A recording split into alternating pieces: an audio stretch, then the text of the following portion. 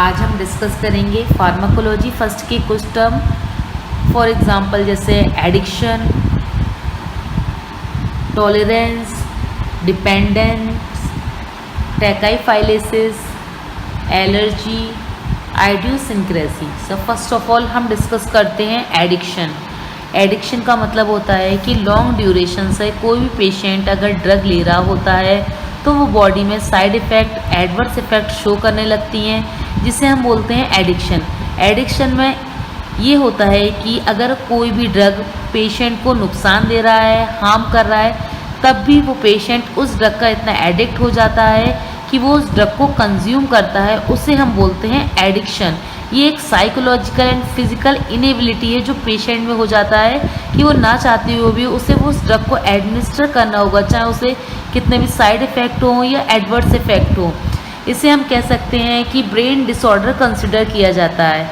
For example heroine, cocaine, alcohol, ये addiction के example हैं। अगर कोई भी पेशेंट है काफ़ी लॉन्ग टाइम से ये सारी टाइप की मेडिसिन को, ड्रग को कंज्यूम करता है तो वो बहुत ज़्यादा हैबिचुअल हो जाता है, एडिक्ट हो जाता है। इवन उससे कोई भी साइड इफ़ेक्ट हो तब भी वो उसको कंज्यूम करता है। नेक्स्ट है टॉलरेंस। टॉलरेंस का मतलब होता है कि कोई भी पेशेंट काफ़ी लंबे समय से कोई भी ड्रग को रिपीट कर रहा है, डेली वो इनटेक कर रहा है, मॉर्निंग, इवनिंग, तो जो बॉडी होती है पहले की तरह, जैसे वो पहले फंक्शन करती थी बॉडी, अब फंक्शन नहीं करती है, क्योंकि उसकी जो बॉडी है वो उस की टॉलरेट हो जाती है, आदत पड़ जाती है उसे। जैसे पैरासीटामोल को काफ़ी लंबे समय तक पर्सन यूज़ कर रहा है, मॉर्निंग में भी इनटेक कर रहा है, इवनिंग में भी, और सेम डोज उसकी ले रहा है, तो सेम डोज उसकी एक्शन शो नहीं करती है, उसे हम बोलते हैं टॉलरेट, क्योंकि बॉडी को उस सेम डोज की आदत पड़ जाती है। वो नॉर्मल तरीके से बॉडी बिहेव करती है। अगर पर्सन को डिसीज़ का ट्रीट करवाना होगा तो उसे डॉक्टर से कंसल्ट करना होगा और डोज को इंक्रीज़ करवाना होगा, ताकि उसको टॉलरेंट आदत भी नहीं हो डोज की।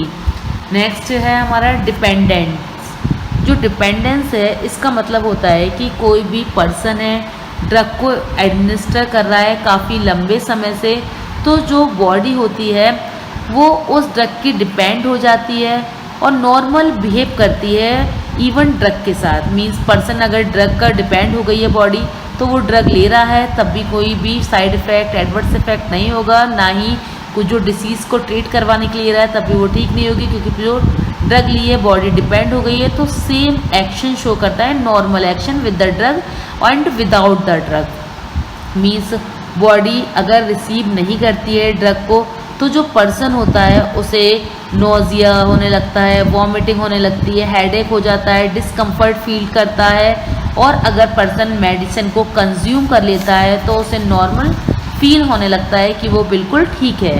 बॉडी अगर ड्रग के साथ होगी, ड्रग ले लिया है, डिपेंड हो गई है, तो नॉर्मल शो होगी। अगर body without drug means drug नहीं लिया है तो एबनॉर्मल शो होगा, मीन्स हेडेक हो जाएगा या फिर अदर सिम्टम्स कॉज होंगे। फॉर एग्जांपल अगर एनाल्जेसिक ड्रग होते हैं, पेन रिलीफ ड्रग होते हैं, उनका लंबे समय तक अगर कोई यूज़ करता है तो बॉडी उसकी डिपेंड हो जाती है, उसको ड्रग को कंज्यूम करने के करता अगर नहीं है तो बॉडी में प्रॉब्लम क्रिएट होती है, हेडेक, एसेक्टर डिसीज़ कॉज होंगे, सिम्टम होंगे। लेकिन अगर वो ड्रग को लेता है तो ड्रग प्रॉपर तरीके से वर्क करती है। नेक्स्ट है हमारा टैकाइफाइलेक्सिस।